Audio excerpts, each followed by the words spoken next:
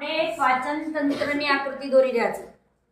તમને શીખવાડ્યું હતું એમ પહેલા થોડીક ઝાંખી લીધી હતી. એક પહોળાઈ લઈશું, ધારો કે 3 સેન્ટીમીટર લીધી તો 3 સેન્ટીમીટર એક વાર, 3 સેન્ટીમીટર બે વાર, 3 સેન્ટીમીટર 3 વાર, એવો એક થોડોક લંબચોરસ શેપ ખાલી ઝાંખી પેન્સિલથી આપ્યો. 3 સેન્ટીમીટર એક આડી લીટી કરી દીધી, એક લંબચોરસ બોક્સ બન્યું, બીજું લંબચોરસ બોક્સ બન્યું, ત્રીજું લંબચોરસ બોક્સ.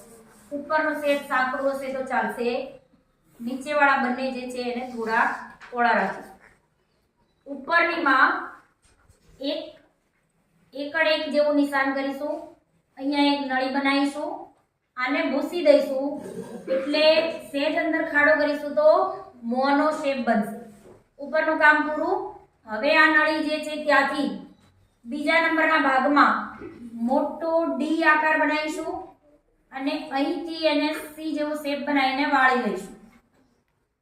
આ ભાગને સીધો નીચે ખેંચીશું અને અહીંથી સી જોડે નળી બનાવીને અહીં છોડી દઈશું. હવે વચ્ચે જે ખાંચો વધ્યો એમાં પાંદડા જેવો એક શેપ બનાવી દઈશું અને એમાં પાંદડું દોરતા હોય એવો આકાર આપી દઈશું. સીનો જે ઢાળ પડેલો છે ત્યાં આવો એક ગોળ વળાંક દોરી અને આખો મોટો જાણે છત્રી દોરતા હોય એવો એક ભાગ દોરીશું.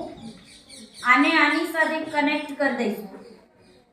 નીચે એક નાની થેલી જેવી રચના બનાવીશું જે પિત્તાશય છે. હવે આપણા ત્રીજા ભાગનું કામ શરૂ થશે.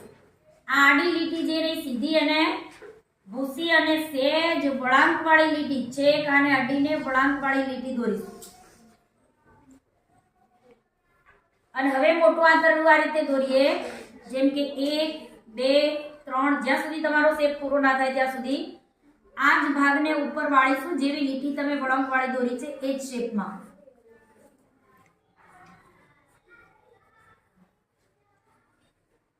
અહીંથી એને છૂટો કરી દઈશું.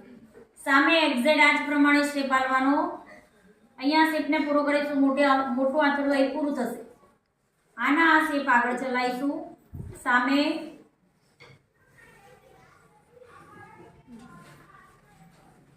અહીંયા એને મિડલમાં બરાબર છૂટો કરી દઈશું. અને હવે નાનું આંતરડું અહીં આપણે ટચ કર્યું છે અને ત્યાંથી દોરવાનું શરૂ કરીશું. પહેલી આ બાજુ વાળી ડાબી લીટી લઈએ અને ફર્સ્ટ ટાઈમ આપણે કેવો શેપ દોર્યો તો નાનો.